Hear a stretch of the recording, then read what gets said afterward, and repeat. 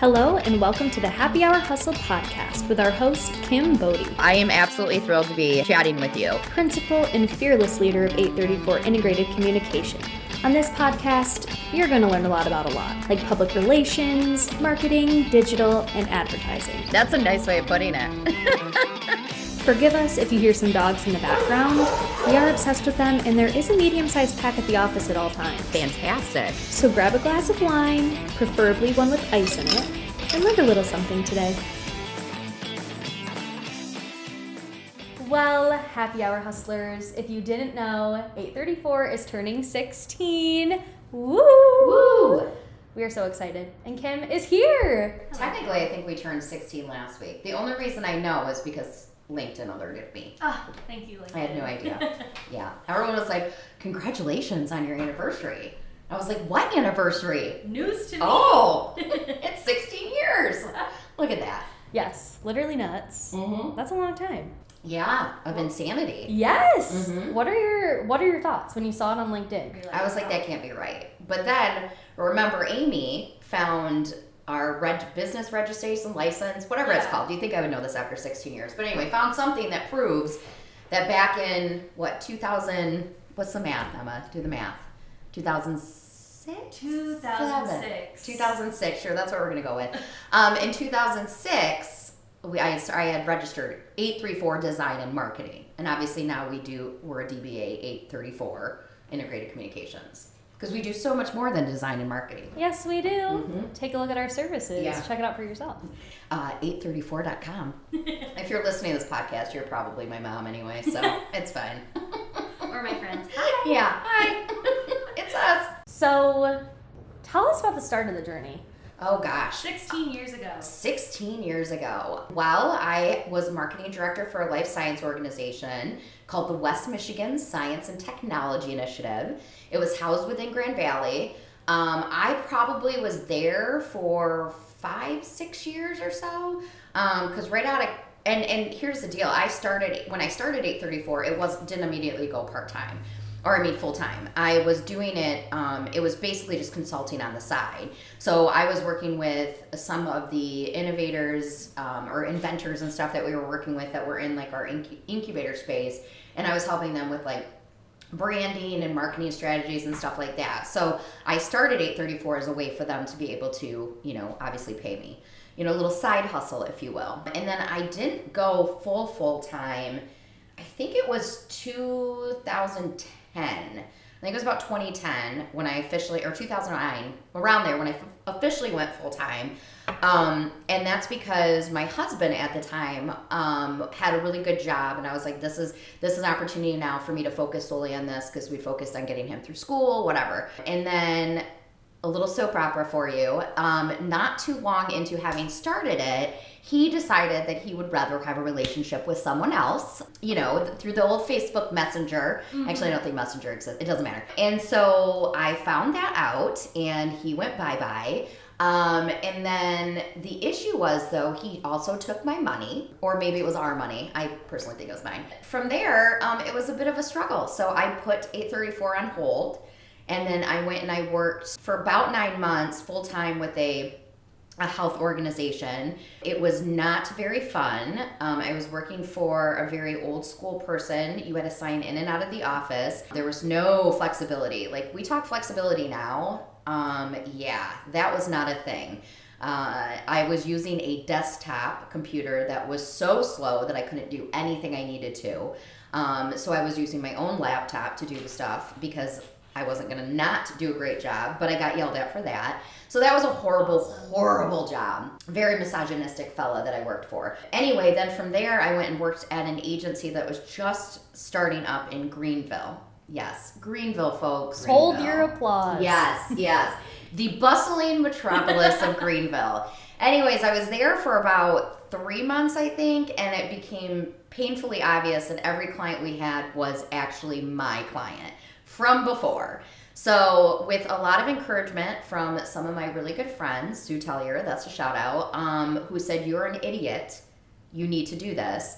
So then I relaunched 834, and I think that was in 2011, technically. So, and it never went away. I was still doing a little bit of consulting on the side when I got these real jobs, if you will. I do remember when I started it, my dad's like, but what about like life insurance and benefits and stuff? Like, what are you going to do? Because that's like, my dad worked at GM for 30 years, and it is very much the mentality that I think a lot of our parents, if you're a Gen Xer, are like, nope, you go, you get a job, so you have benefits, you can get life insurance, you can, all of those things, and that's what you do. You don't work for fun. You don't work to feel fulfilled. It's to provide for your family, or it's, so you can pay your bills. So it's funny how much that has changed significantly. But there was a lot of turmoil in the beginning years, because I ended up losing my house because I didn't have the money to pay. I had to choose between paying my car payment or, paying my house payment. So I chose to pay my car payment, because at the end of the day, you could always live in your car. Absolutely. I was really thinking that one out. But yeah, and then 2011, never looked back after that, and it has been one wild journey after another. Mm-hmm. Yay! And we're so happy to be here with you today. Yeah, it's a bit surreal. I don't feel that old. No, I feel like I'm really like 27, 28 at heart. Yeah, no, and you give that energy. Yeah. It's all about the energy you give. You have to say that. You work for me. Never. So, talk a little bit about, I think, so starting like 2011, you said. Yeah. How has that phase of 834 been? I think, they always say the startup phase, or the startup phase is the hardest with the business, and I would say that's not true at all. I would say that's a growth. It's definitely the growth phase. And we've been in a growth phase for like the last, since 2011. And we know, looking at our VTO, like we don't want to be over like 11 people. We're at 9, I think, right now.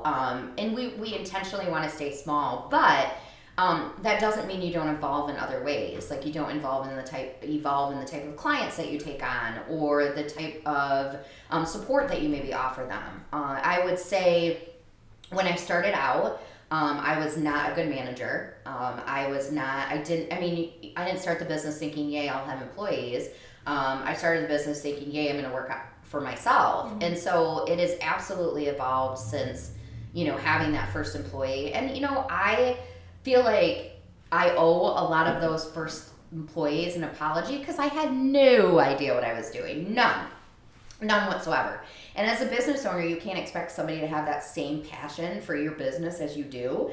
And if you go into it expecting like every single person that works for you is going to be like, die hard, first of all, you're a terrible leader. And I was back then. I was an awful leader back then. And I think what really turned everything around was when we started operating on the entrepreneurial operating system. And that was probably about, 5 years ago. And that's not to say that we didn't grow, but since 2011, but it was more like survival mode. Like, we moved to a bunch of different offices, 3 or 4 different one in our building on 5th Street. And then we were in North Monroe, and then we moved here to where we are now, which is on Plainfield.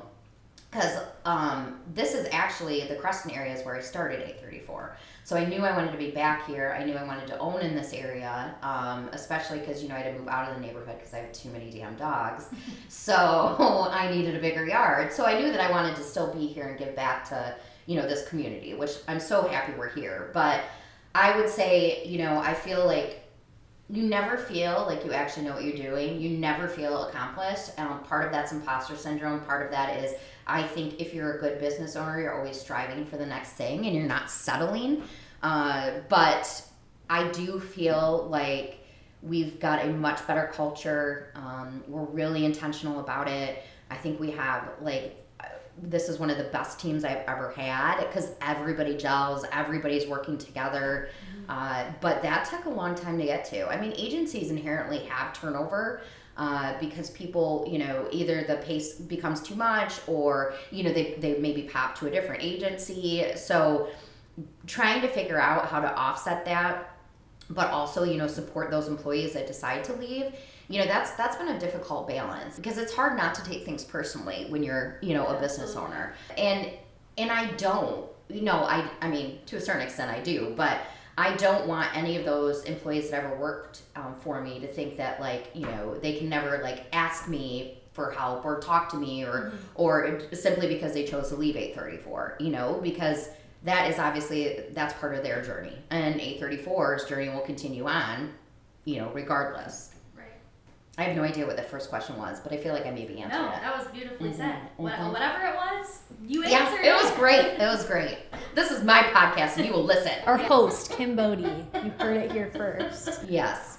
So tell the listeners a little bit more about being in the Creston neighborhood. And I know you kind of started saying how like you had a house here and Yep. you feel very connected to the neighborhood. So a little bit about that and the work that you are actively doing as a leader yes. in the neighborhood because you're Yes. doing it. It's been really cool to see this neighborhood grow because I moved into it, I don't know, a long time ago, decades ago, I can say. I was probably, maybe 23? And I bought my first home, which to me was like, I made it. Again, going back to that kind of mentality that you get from your parents, like when you buy a house, that's like one of the biggest accomplishments you'll ever have.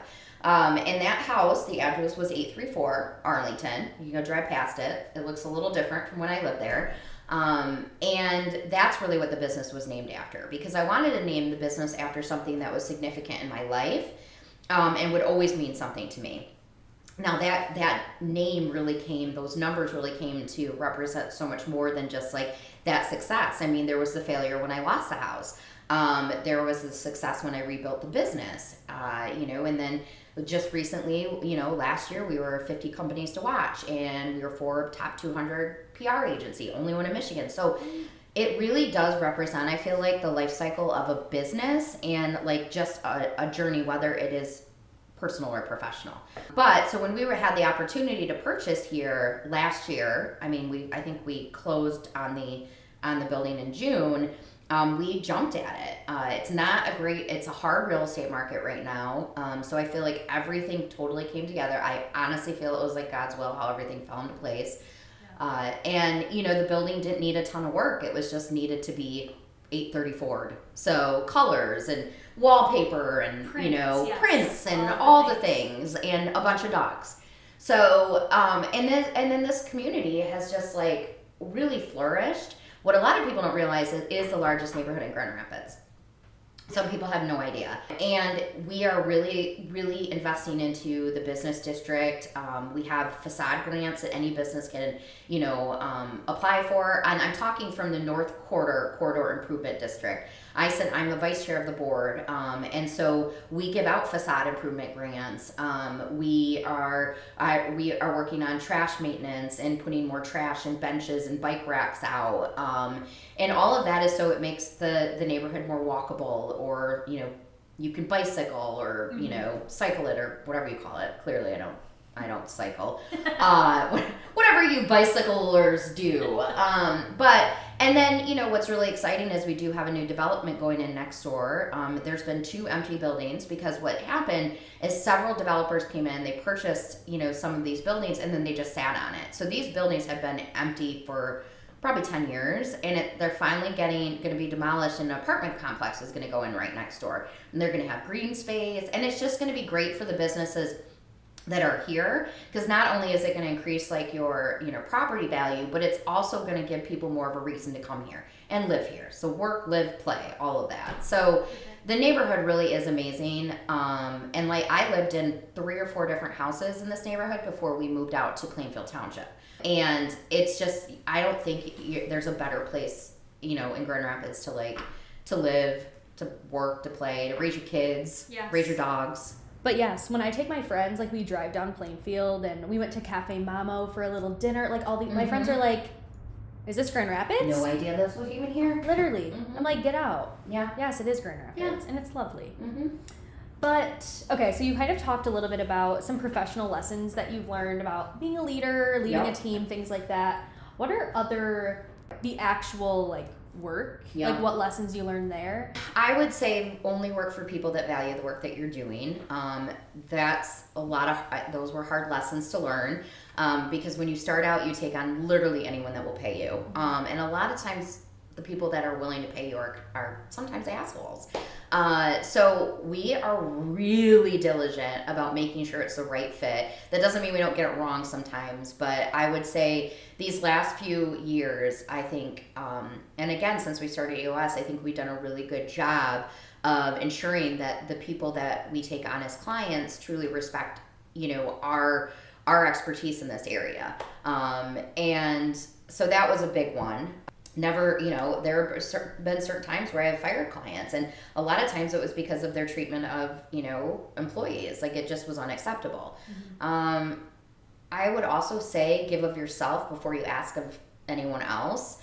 I think that's the golden rule. I don't know what it is. I don't know it by heart, but I did a lot of investment into this community before I ever had the network that I had. I sat on boards and committees, and I went to breakfast events and lunch events and happy hours and galas, and I was out 4 or 5 nights a week, like meeting people and and I built a really good kind of almost like a professional network that became friends. So a lot of these women that were part of that, and men, I just had breakfast with my buddy Drew this morning, and I met him when I worked at Wimpsty, and we still meet once a month for breakfast, and he's gone off and done big things. And I see a lot of these women have gone on, they're in these leadership positions, and they're doing really big things in the community. And I think, we started out, like, Little Bodie started out with them, like, we were all like event planners getting together and, just hanging out, and, it's just so crazy to see how far we've all grown, but we've all kept in touch and we've all cheered each other on.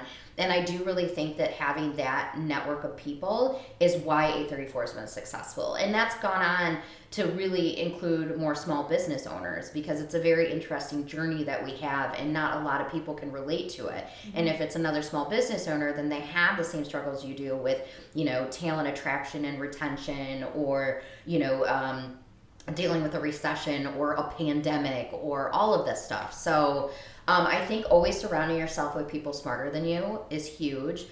Being willing to give of like your knowledge, like, we are big with giving back to a lot of times Grand Valley State University, because that's where I went, that's where you went, that's what I know. But also being willing to have a conversation with other professionals and give of advice. That's why I started my blog, Small Biz Musings, to give good advice for, ideally, and it could be good advice, it could not be good advice, but it's my advice. So, whether it's to young professionals or whether it's to other small business owners, but essentially to like take topics that nobody wants to talk about and say like, hey, we're all struggling here, whether it's mental health, whether it's like confusion over your finances as a small business owner, whether it's dealing with, employees, like we all have these struggles, and we're all just trying to do our best.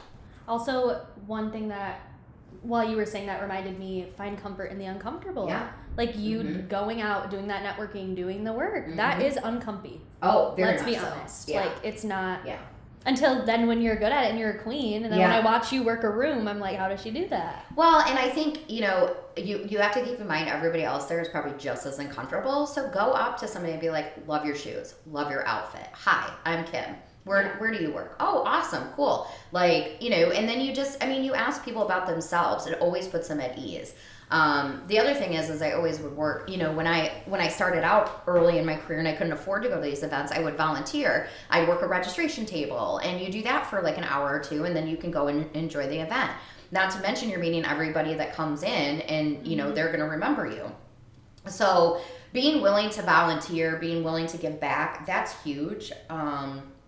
And a lot of people that I grew up with, they left Grand Rapids, or they left, the West Michigan community. And I was like, I'm going to stick around. I'm committed. I'm going to stick around. And, I've invested a lot in my network, and I think this is really going to help lay the foundation for 834, which it absolutely did. I still run into these people, today. So it's interesting, how much that network early on in your career will end up supporting you later on.